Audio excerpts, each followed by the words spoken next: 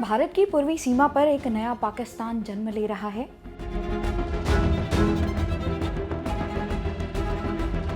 क्या 1971 के बाद पहली बार भारत का सबसे भरोसेमंद दोस्त उसके लिए सबसे बड़ा खतरा बनने वाला है?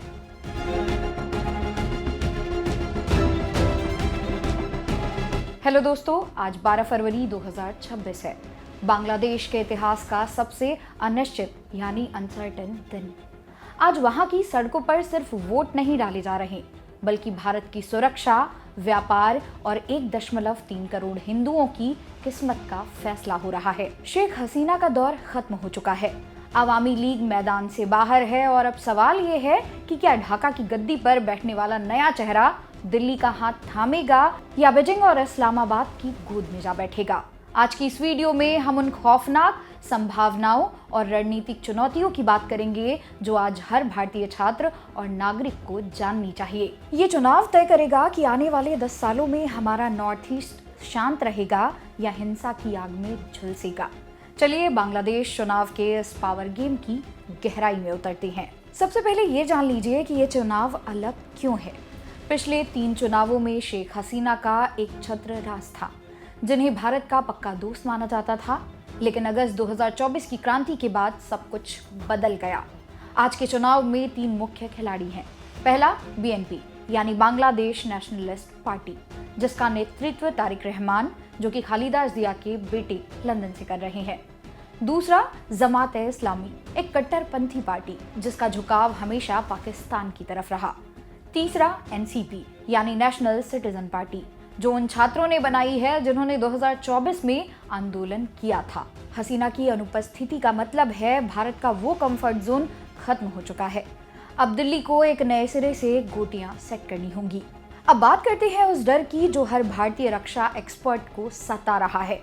जब 2001 से 2006 तक बीएनपी और जमात की सरकार थी, तब बांग्लादेश भारत विरोधी उग्रवादियों जैसे यूएलएफए का सेफ हाउस बन गया था। पूर्वोत्तर की सुरक्षा, बांग्लादेश के साथ हमारी 4000 किलोमीटर की सीमा है। अगर वहां कट्टरपंथी ताकतें बढ़ीं तो हमारे असम, मेघालय और त्रिपुरा में घुसपैठ और हिंसा बढ़ सकती है। चिकन नेक, चीन बांग्लादेश के जरिए भारत के इस पतले से गलियारे तक पहुंचना चाहता है। अगर बांग्लादेश में चीन समर्थक सरकार आई तो भारत की घेराबंदी पूरी हो जाएगी। रिपोर्ट्स की माने तो चीन और पाकिस्तान इस चुनाव को एक बड़े मौके की तरह देख रहे हैं। चीन ने पहले ही बांग्लादेश के साथ डिफेंस एग्रीमेंट कर लिया है और भारतीय बॉर्डर के पास ड्रोन फैक्ट्री लगाने की तैयारी में है।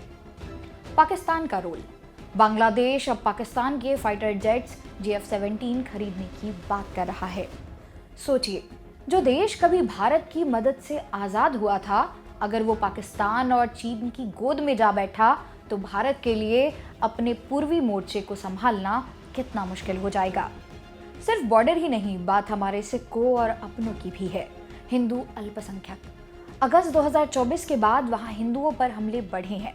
अगर कट्टरपंथी जमात सत्ता में आती है या उसका प्रभाव बढ़ता है तो 1.3 करोड़ हिंदुओं का भविष्य खतरे में पड़ सकता है, जिससे भारत में शरणार्थी संकट पैदा हो सकती है। ट्रेड, बांग्लादेश भारत का सबसे बड़ा व्यापारिक पार्टनर है, लेकिन पिछले कुछ महीनों में व्यापार 5% से ज्यादा गिर गया है। अगर रिश्ते सुधरे नहीं तो हमारे कपड़ा उद्योग और मेडिकल टूरिज्म को भारी चोट पहुंचेगी। ऐसे में अब सवाल ये उठता है कि क्या भारत हाथ पर हाथ धरे बैठा है? बिल्कुल नहीं। भारत ने अपनी रणनीति बदल दी है। अब भारत केवल एक पार्टी के भरोसे नहीं है। हाल ही में विदेश मंत्री एस जयशंकर ढाका गए थे।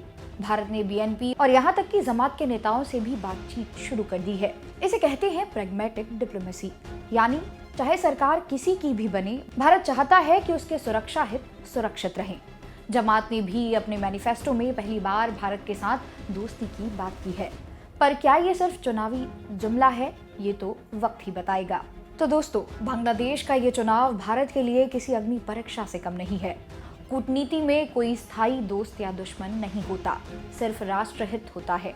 और आज भारत का राष्ट्रहित इसी में है कि बांग्लादेश की सीमाएं सुरक्षित रहें और वहां का लोकतंत्र कट्टरपंथ की भेंट ना चढ़े। 13 फरवरी की सुबह जब नतीजे आएंगे तो वो सिर्फ एक नई सरकार नहीं बल्कि दक्षिण एशिया का एक नया भविष्य लेकर आएंगे। क्या भारत अपनी नेबरहुड फर्स्ट पॉलिसी से इस मुश्किल वक्त को संभाल पाएगा? आपको क्या लगता है, क्या कट्टरपंथी ताकतों के साथ दोस्ती करना भारत की मजबूरी बन गया है? अपनी राय कमेंट में ज़रूर लिखें, क्योंकि आपकी सोच ही बदलते भारत की आवाज़ है। अगर ये जानकारी आपको कीमती लगी हो तो इसे शेयर करना ना भूलें। चैनल को सब्सक्राइब करें और बेल आइकन को प्रेस करें, ताकि कल जब नतीजे आए तो सबसे सटीक विश्लेषण आप तक सबसे पहले पहुंचे। मेरा नाम है मोनाली, आप देख रहे थे जागरण जोश। मिलते हैं अगली वीडियो में। धन्यवाद।